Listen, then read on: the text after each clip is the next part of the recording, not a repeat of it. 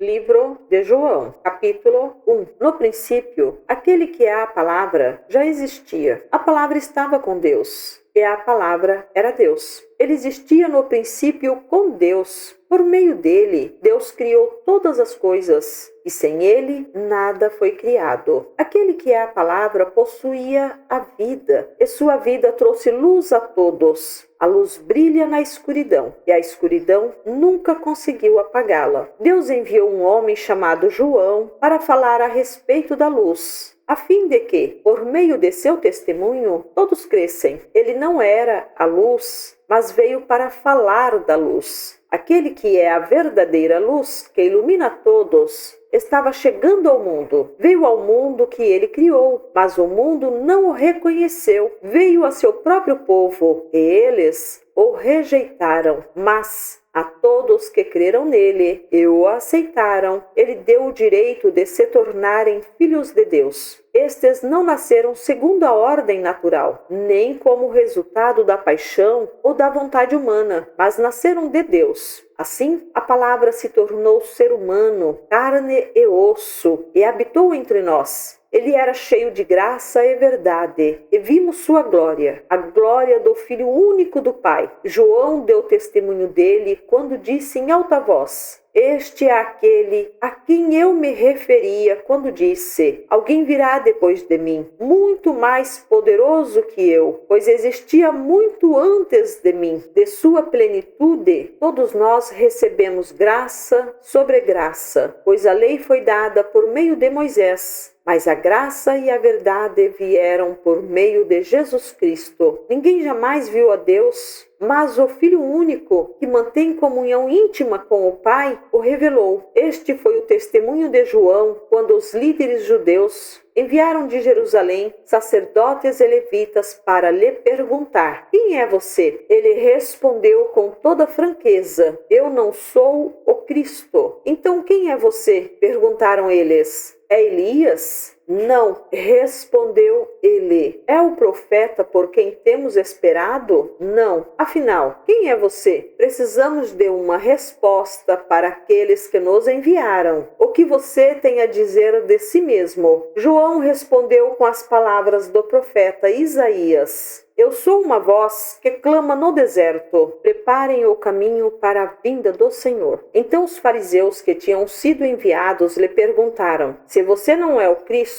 nem Elias, nem o profeta, que direito tem de batizar? João lhes disse: eu batizo com água, mas em seu meio há alguém que vocês não reconhecem. Embora ele venha depois de mim, não sou digno de desamarrar as correias de sua sandália. Esse encontro aconteceu em Betânia, um povoado a leste do Rio Jordão, onde João estava batizando. No dia seguinte, João viu Jesus caminhando em sua direção e disse: vejam, é o Cordeiro de Deus, que tira o pecado do mundo. Era a ele que eu me referia quando disse: um homem virá depois de mim, muito mais poderoso que eu, pois existia muito antes de mim. Eu não o conhecia, mas vim batizando com água para que ele fosse revelado a Israel. Então João deu o seguinte testemunho: viu o Espírito Santo descer do céu na forma de uma pomba e permanecer sobre ele. Eu não sabia quem ele era, mas quando Deus me enviou para batizar com água, disse-me: aquele sobre o qual você vir o Espírito descer e permanecer, esse é o que batizará com o Espírito Santo. Eu vi isso acontecer e, portanto, dou testemunho de que ele é o Filho de Deus. No dia seguinte, João estava novamente com 2 de seus discípulos. Quando viu Jesus passar, olhou para ele e declarou: vejam, é o Cordeiro de Deus. Ao ouvirem isso, os 2 discípulos de João seguiram Jesus. Jesus olhou em volta e viu que o seguiam. O que vocês querem? Perguntou. Eles responderam: Rabi, que significa mestre, onde o Senhor está hospedado? Venham e vejam, disse ele. Eram cerca de 4 horas da tarde, quando o acompanharam até o lugar onde Jesus estava hospedado e passaram o resto do dia com ele. André, irmão de Simão Pedro, era um dos 2 que ouviram o que João tinha dito e seguiram Jesus. Jesus. André foi procurar seu irmão, Simão. Ele disse: encontramos o Messias, isto é, o Cristo. Então André levou Simão para conhecer Jesus. Olhando para ele, Jesus disse: você é Simão, filho de João, mas será chamado Cefas, isto é, Pedro. No dia seguinte, Jesus decidiu ir a Galiléia. Encontrou Filipe. Ele disse: siga-me. Filipe era de Betsaida, cidade natal de André e Pedro. Filipe foi procurar Natanael. Ele disse: encontramos aquele sobre quem Moisés, na lei, e os profetas escreveram. Seu nome é Jesus de Nazaré, filho de José. Nazaré, exclamou Natanael. Pode vir alguma coisa boa de Nazaré? Venha e veja você mesmo, respondeu Filipe. Jesus viu Natanael se aproximar e disse: aí está um verdadeiro filho de Israel, um homem totalmente íntegro. Como o Senhor sabe a meu respeito? Perguntou Natanael. Jesus respondeu: vi você sob a figueira antes que Filipe o chamasse. Então Natanael exclamou: Rabi, o Senhor é o Filho de Deus, o Rei de Israel. Jesus lhe perguntou: você crê nisso porque eu disse que eu o vi sob a figueira? Você verá coisas maiores que essa. E acrescentou: eu lhes digo a verdade, vocês verão o céu aberto e os anjos de Deus subindo e descendo sobre o Filho do Homem.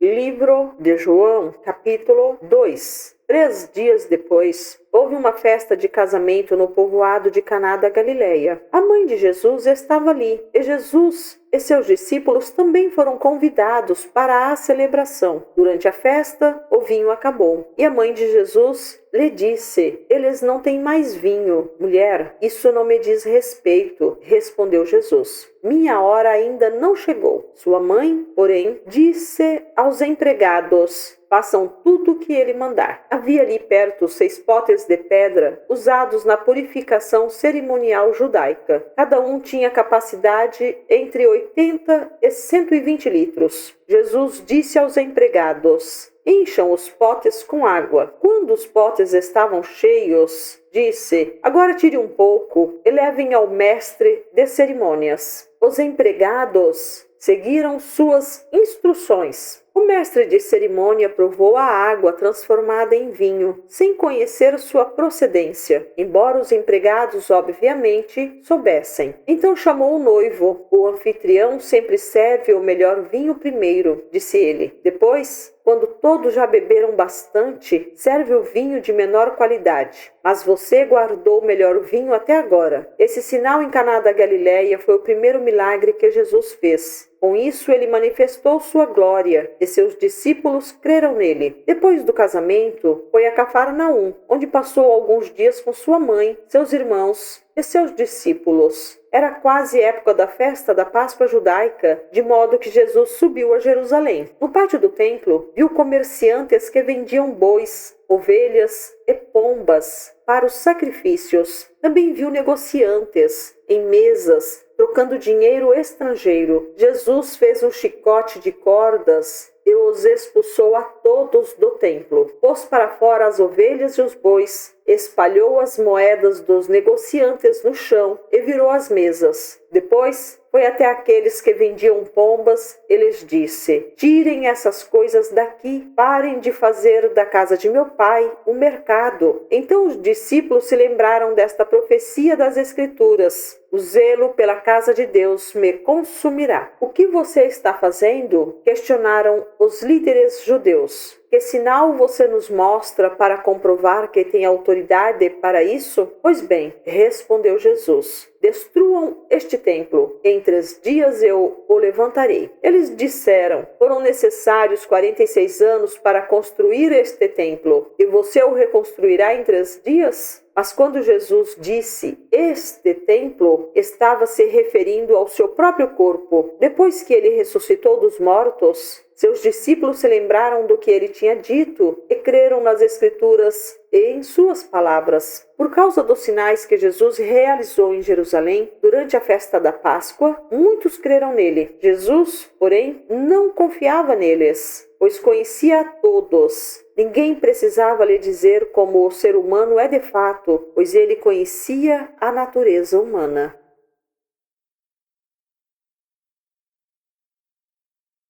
Livro de João, capítulo 3. Havia um fariseu chamado Nicodemos, líder religioso entre os judeus. Certa noite veio falar com Jesus e disse: Rabi, todos nós sabemos que Deus enviou o Senhor para nos ensinar. Seus sinais são provas de que Deus está com o Senhor. Jesus respondeu: Eu lhe digo a verdade. Quem não nascer de novo não verá o reino de Deus. Como pode um homem velho nascer de novo? Perguntou Nicodemos. Acaso ele pode voltar ao ventre da mãe e nascer uma segunda vez? Jesus respondeu: Eu lhe digo a verdade. Ninguém pode entrar no reino de Deus sem nascer da água e do Espírito. Os seres humanos podem gerar apenas vida humana, mas o Espírito dá à luz vida espiritual. Portanto, não se surpreenda quando eu digo: é necessário nascer de novo. O vento sopra onde quer. Assim como você ouve o vento, mas não é capaz de dizer de onde ele vem, nem para onde vai, também é incapaz de explicar como as pessoas nascem do Espírito. Como pode ser isso? Perguntou Nicodemos. Jesus respondeu: Você é um mestre respeitado em Israel e não entende essas coisas? Eu lhe digo a verdade. Falamos daquilo que sabemos e vimos, e, no entanto, vocês não creem em nosso testemunho. Se vocês não creem em mim quando falo de coisas terrenas, como crerão se eu falar de coisas celestiais? Ninguém jamais subiu ao céu, exceto aquele que de lá desceu, o Filho do Homem. E, como Moisés, no deserto, levantou a serpente de bronze numa estaca, também é necessário que o Filho do Homem seja levantado, para que todo o que nele crer tenha a vida eterna. Porque Deus amou tanto o mundo, que deu seu Filho único, para que todo o que nele crer não pereça, mas tenha a vida eterna. Deus enviou seu Filho ao mundo, não para condenar o mundo, mas para salvá-lo por meio dele. Não há condenação alguma para quem crê nele, mas quem não crê nele já está condenado por não crer no Filho único de Deus. E a condenação se baseia nisto. A luz de Deus veio ao mundo, mas as pessoas amaram mais a escuridão que a luz, porque seus atos eram maus. Quem pratica o mal odeia a luz e não se aproxima dela, pois teme que seus pecados sejam expostos. Mas quem pratica a verdade se aproxima da luz, para que outros vejam que ele faz a vontade de Deus. Então Jesus e seus discípulos saíram de Jerusalém e foram à região da Judéia. Jesus passou um tempo ali com eles, batizando. Nessa época, João também batizava em Enom, perto de Salim, pois havia ali bastante água, e o povo ia até ele para ser batizado. Isso aconteceu antes de João ser preso. Surgiu uma discussão entre os discípulos de João e certo judeu a respeito da purificação cerimonial. Os discípulos de João foram falar com ele e lhe disseram: Rabi, o homem que o Senhor encontrou no outro lado do rio Jordão, aquele de quem o Senhor deu testemunho, também está batizando. Todos vão até ele. João respondeu: Ninguém pode receber coisa alguma, a menos que lhe seja concedida do céu. Vocês sabem que eu lhes disse claramente: